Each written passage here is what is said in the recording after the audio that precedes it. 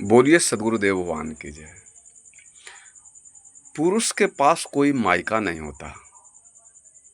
ये पूरे धरती पर पुरुष का या पुरुष के पास कोई मायका नहीं होता जहां वो ठहर सके या लौट सके,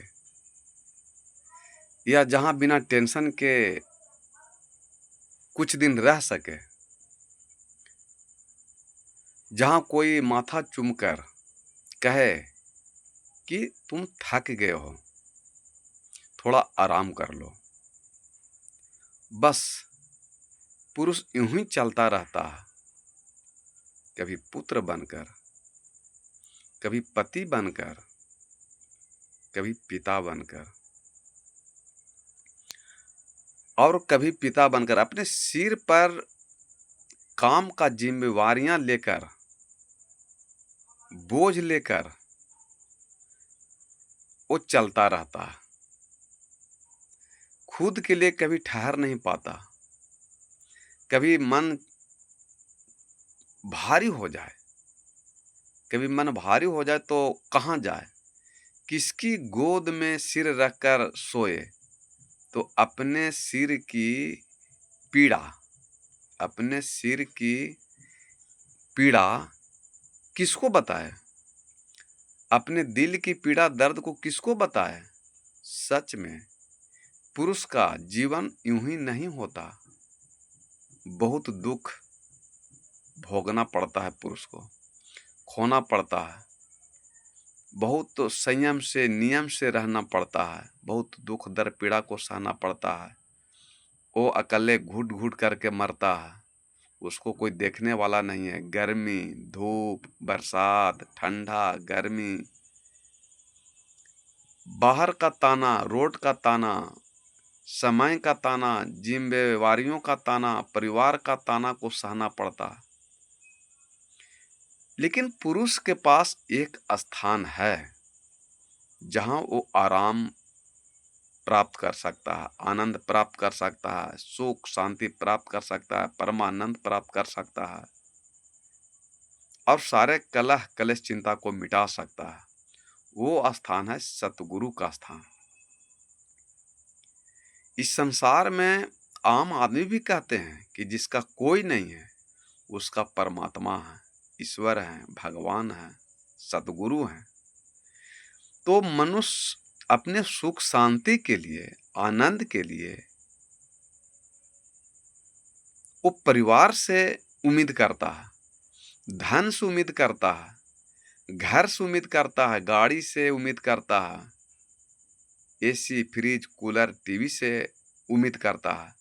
लेकिन याद रखिए कि धन दौलत, पति पत्नी पर परिवार आपको सुविधा देंगे, शांति नहीं दे सकते हैं।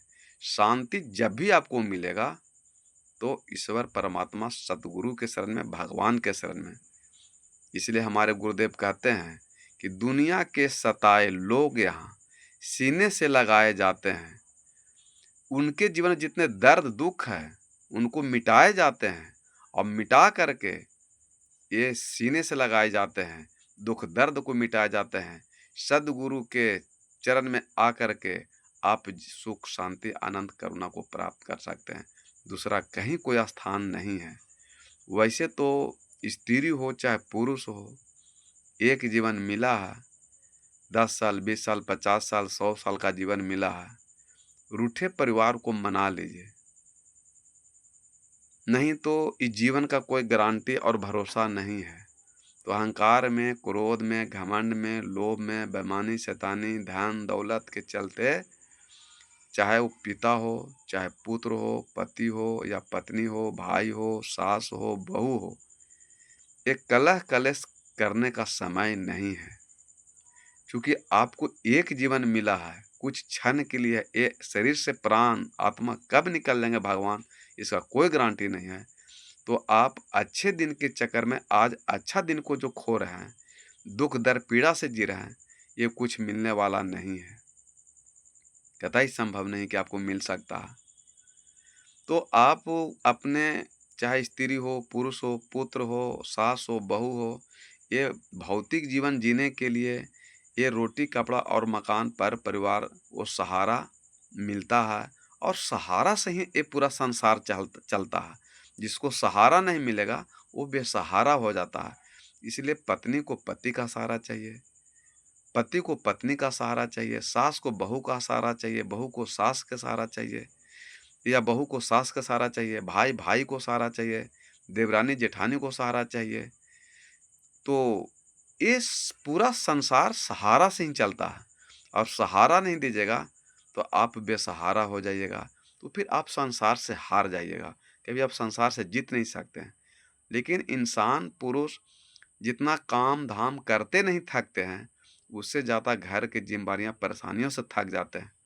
इसलिए मालिक हो, चाहे रोड हो, चाहे ताना हो, आना हो, गर्मी हो, धूप हो, बरसात हो, ठंडा हो, गर्मी हो, उससे पुरुष नहीं थकता है, उससे नहीं हारता है।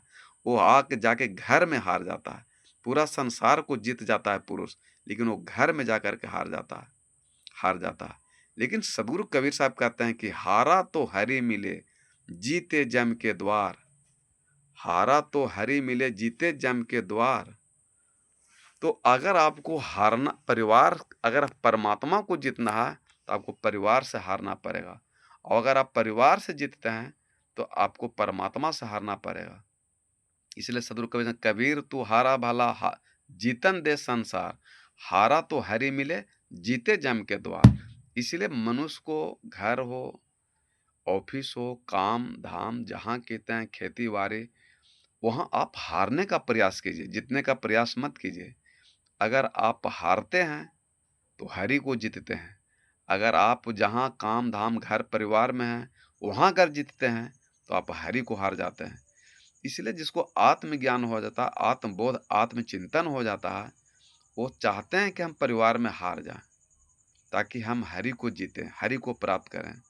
लेकिन समस्या तो कठोर है, समय तो बलवान है। ये तो विचार करना सराहनीय बात है, उत्तम बात है कि प्रत्येक नारी पुरुष यही चाहता है कि हम घर में सुख शांति से रहें, आराम से रहें, दया प्रेम करुणा से रहें, क्षमा मांग लें, क्षमा कर दें, माफ़ी मांग लें, माफ़ कर दें तो जीवन सुख शांति आ सकता है। और कलह कलेश चिंता को दूर कर लीजिए। ये लड़ाई झगड़ा करने के से कुछ मिलने वाला नहीं है। बहुत कीजिएगा तो गलत करके पैसा कौड़ी रुपया धन कमा सकते हैं, लेकिन जिस पैसा के लिए, कौड़ी के लिए, धन के लिए, परिवार के लिए आप गलत अपने परिवार में झगड़ा झंझट कर रहे हैं, वो भी उसको भी एक दिन समाप्त होना है। ये संसार सब दिन आपको नहीं मिलने वाला है, इसका नाम है संसार। जो निरंतर ससर रहो उसे संसार कहते हैं। जगत गत गत माने बीतने वाला, छूटने वाला। ये जगत छूटने वाला है, मिटने वाला है, आपको छूट जाएगा एक दिन, सब दिन रहने वाला नहीं है। तो इस जगत को अपना कहना बहुत बड़ा मूर्खता है। और असत, इस सत्य के छोड़ के जो असत के पीछे इंसान फंसा हुआ है तो उसके जीवन में दुख दर्द पीड़ा होगा। इसलिए असत कभी सत्य नहीं हो सकता है, अधर्म कभी धर्म नहीं हो सकता है, और पाप कभी पुण्य नहीं हो सकता। इसलिए एक जीवन मिला है, हंसते खेलते परिवार में बिताइए, जीवन को आनंद बिताइए।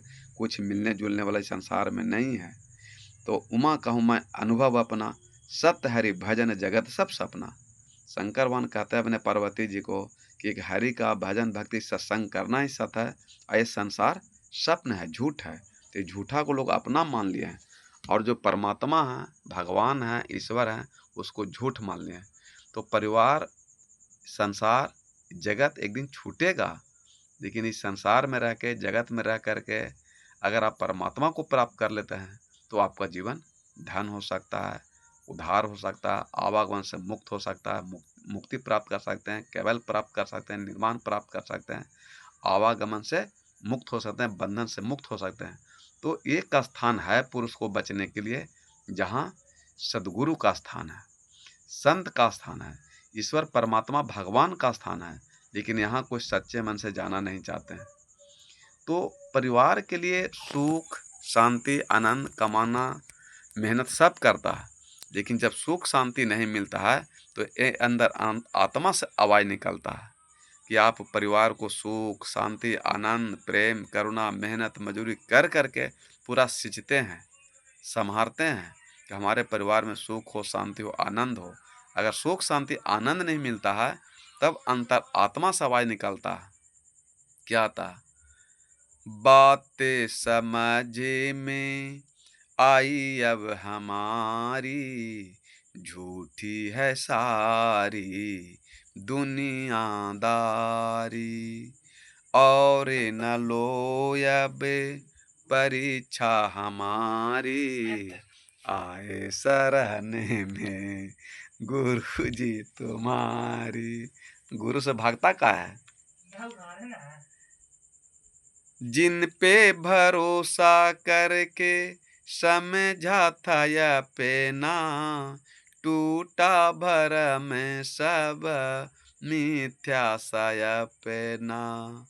मतलब की थी सभी की यारी, आए शरण में प्रभु जी तुम्हारी। चंचल मन ने बहुत ही नचाया, धन जो कमाने का लक्ष्य जो बनाया। चैन भी उड़ी गई, नींद भी सारी, आए शरण में प्रभु जी तुम्हारी। बातें समझ में आई अब हमारी, झूठी है सारी दुनियादारी।